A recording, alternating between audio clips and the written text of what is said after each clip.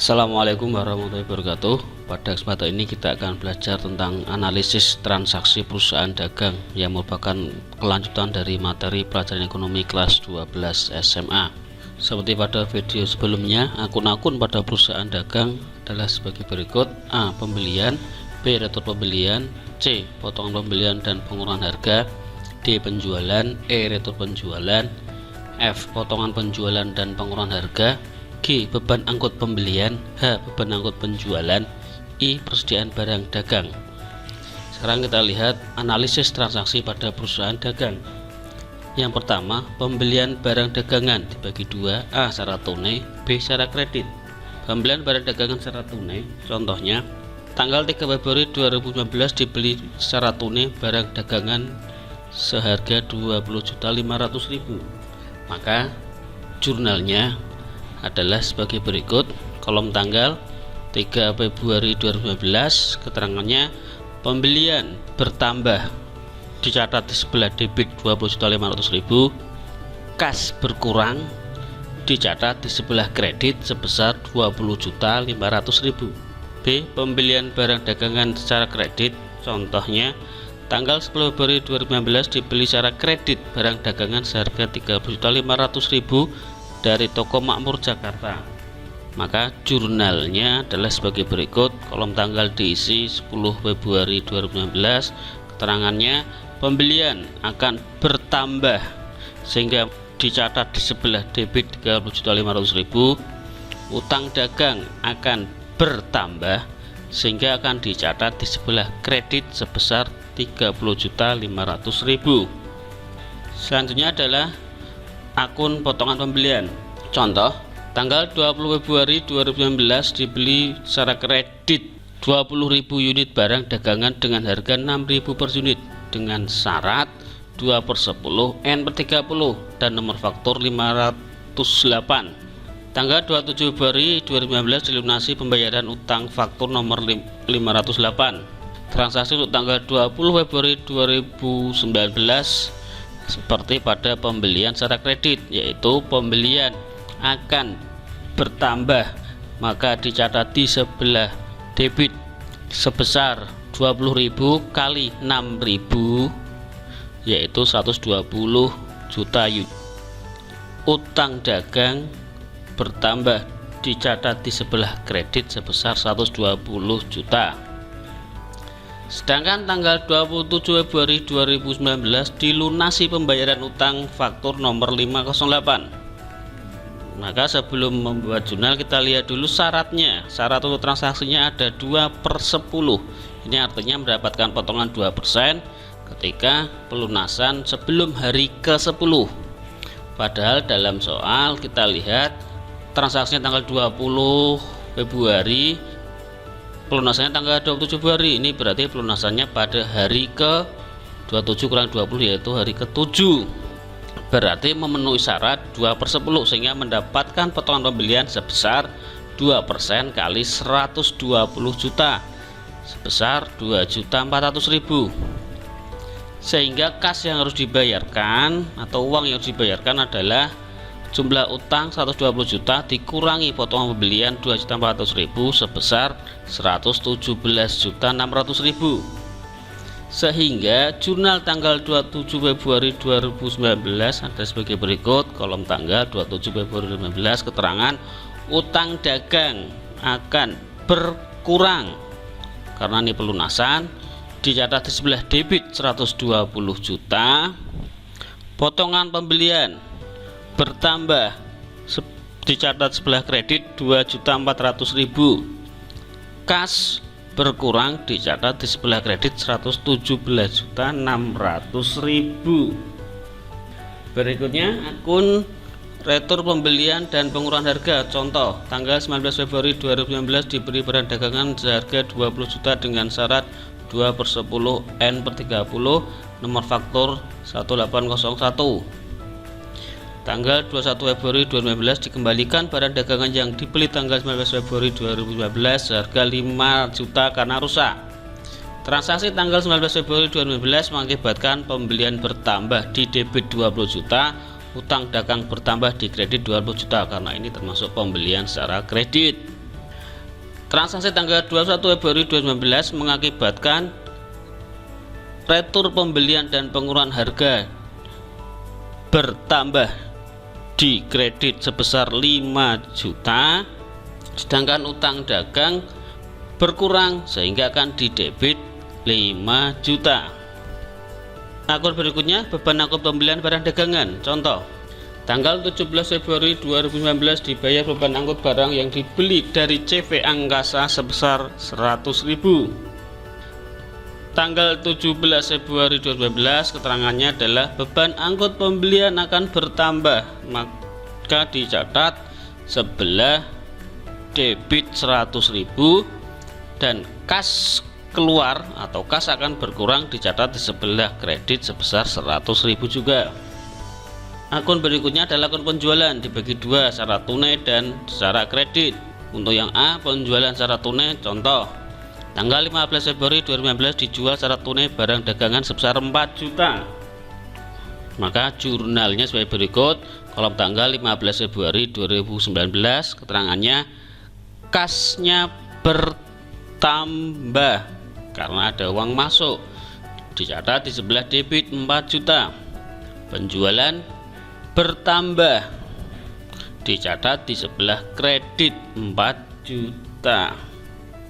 B, penjualan secara kredit. Contoh, tanggal 18 Februari 2019 dijual secara kredit barang dagang seharga 7 juta kepada toko Budi Makmur. Maka jurnalnya adalah sebagai berikut. Tanggal 18 Februari 2019, keterangan piutang dagang akan bertambah, dicatat di sebelah debit sebesar 7 juta. Penjualan bertambah, dicatat di sebelah kredit sebesar 7 juta juga. Kita lanjutkan akun berikutnya, retur penjualan dan pengurangan harga. Contoh, tanggal 17 Februari 2019 menerima pengembalian sebagian barang yang telah terjual secara kredit dari UD Makmur dengan harga 600.000. Maka jurnalnya adalah sebagai berikut. Kolom tanggal 17 Februari 2019, keterangannya retur penjualan dan pengurangan harga bertambah akan dicatat sebelah debit sebesar 600.000. Piutang dagangnya akan berkurang, maka akan dicatat di sebelah kredit sebesar 600.000. Berikutnya akun potongan penjualan. Contoh, tanggal 2 Februari 2019 dijual barang dagangan seharga 7 juta dengan syarat 2/10N/30 kepada toko Sekawan dengan faktur nomor 305.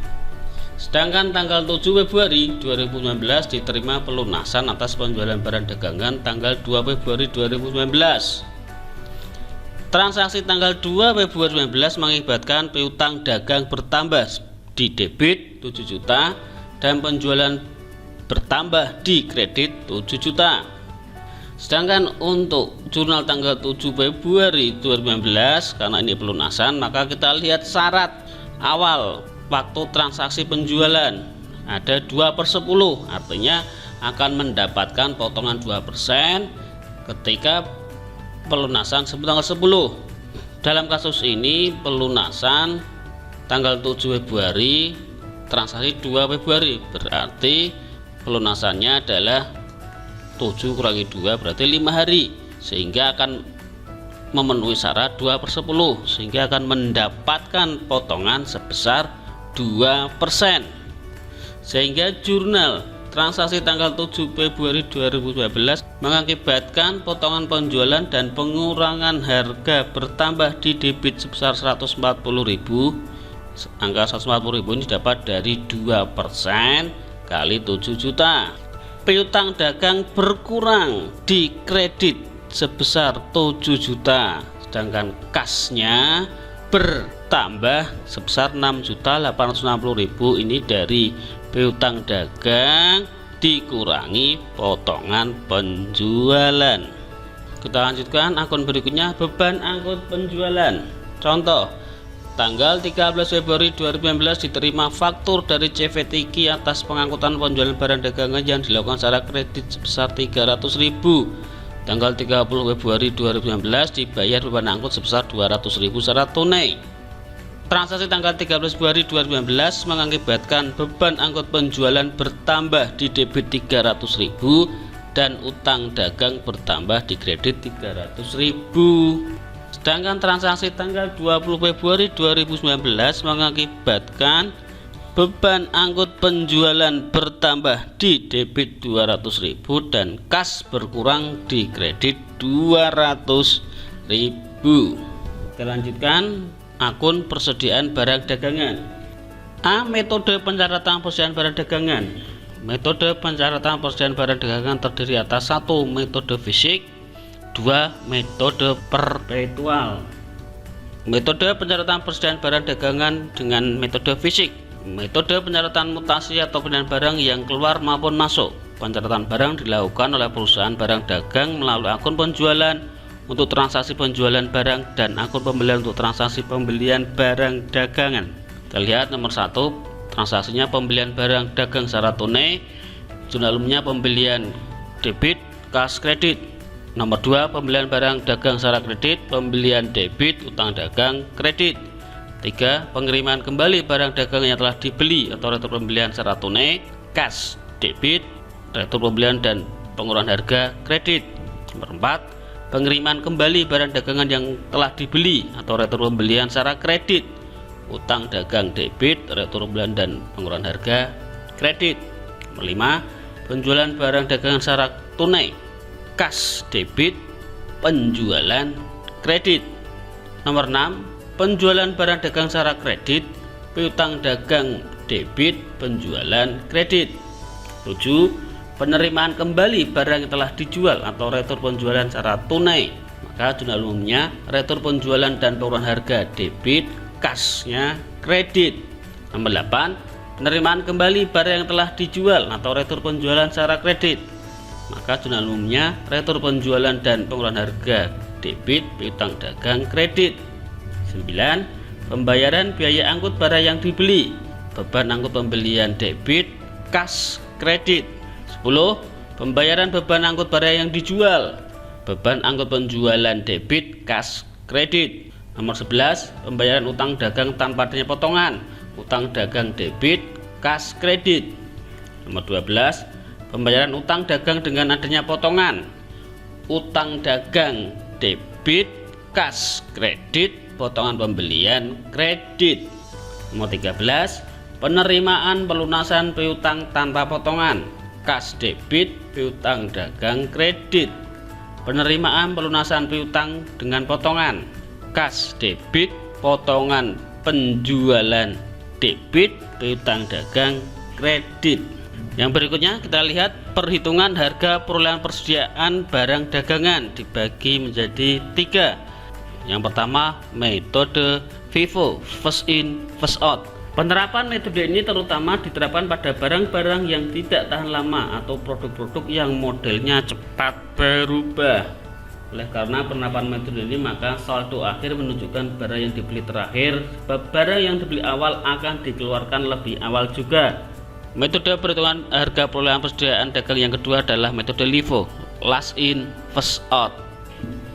Metode ini menerapkan penjualan terhadap barang yang paling akhir masuk yang akan dijual terlebih dahulu. Contoh bidang penerapan metode ini dalam perusahaan dagang yaitu dalam bidang pakaian, teknologi, elektronik, dan toko buku. Metode perhitungan harga perolehan persediaan barang dagang yang ketiga adalah metode rata-rata atau average cost.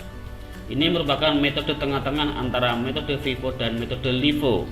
Metode rata-rata atau average dibagi menjadi 2 metode, yaitu metode rata-rata sederhana dan metode rata-rata tertimbang. Terima kasih atas perhatiannya. Saya akhiri. Assalamualaikum warahmatullahi wabarakatuh.